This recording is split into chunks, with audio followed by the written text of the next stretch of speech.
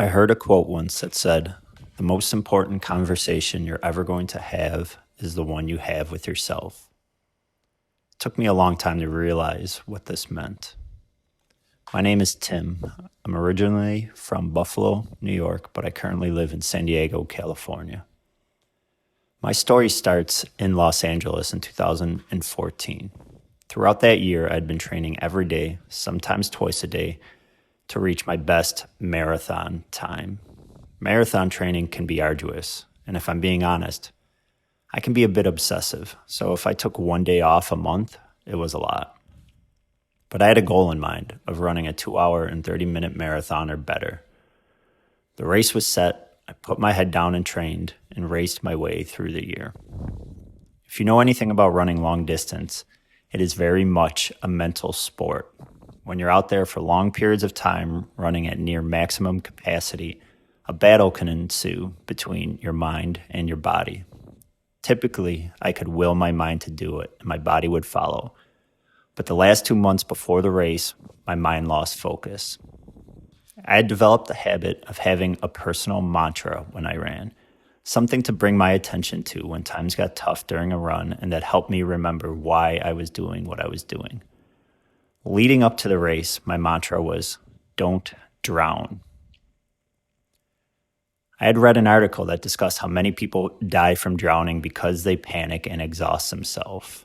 Well, a little dramatic, this was my reminder to stay calm and not drown in self-doubt when it got challenging on my hard training runs. It worked for a short while, but as training continued and I got closer to race day, I started drowning. Work, life, and training all came to a head. My wife was in her last few months of pregnancy with our first son. I worked in nonprofit with underserved populations, and there could be some very challenging days. On top of that, the 70 to 80 miles of running a week after week, really had left me mentally and physically exhausted. I would do my long runs, which were typically between 18 and 24 miles along the boardwalk in Santa Monica. Despite the scenery, during those last 2 months, I found myself doing something I never did, quitting. I would look down at my watch, see that I was off my goal pace, and walk back to my car. This was something I never did. I began to question everything about what I was doing, if I could do it, why I would even care to do it, and what my priorities in life should be. I was drowning in doubt, self-pity, and frustration. This was exactly what my mantra was supposed to help me with. It wasn't. After the third week in a row this happened, I decided I was quitting. I wasn't going to run the race.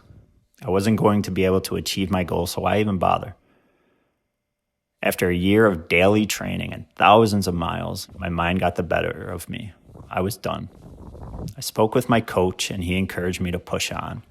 My wife also encouraged me to make it to race day. My training was also hard on her, but she saw how much I worked and knew that I would regret not getting to the starting line. She was right. I didn't want to live with the what ifs. If "don't drown" wasn't working for me, I needed a new mantra. I don't remember where I came across it. I'm going to go out on a limb and say it was probably a motivational YouTube video, but it was exactly what I needed at exactly the right time. The new mantra was a quote from Marianne Williamson on bringing more mindfulness to our thoughts, and it said, "Our deepest fear is not that we are inadequate. Our deepest fear is that we are powerful beyond measure."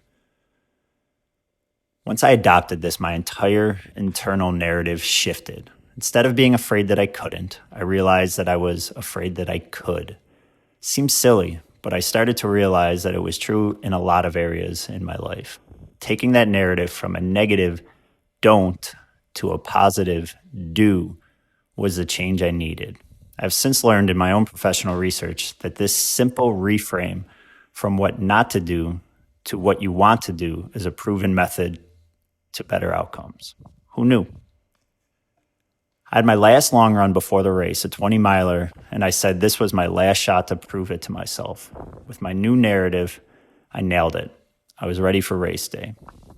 When I stepped to the starting line on that December morning in Sacramento, California, it was perfect race conditions, 40-ish degrees and foggy. My training had been completed. Now I just needed to steady my mind. When the gun went off to start the race, I said my mantra to myself. And then again, and again, and again. Our deepest fear is not that we are inadequate. Our deepest fear is that we are powerful beyond measure.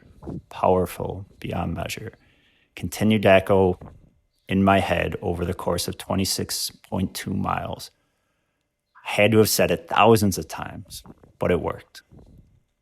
I came through the finish in 2 hours and 27 minutes. Personal best. A year's worth of work had finally reached its culmination. I always knew that running was a mental sport, but I didn't understand how. By changing the words I used, I was able to change my perspective and the outcome in running and my life. So the question I would leave you with is the voice inside your head helping you achieve your goals or hurting you? It might be worth a listen. You have the power to change that narrative.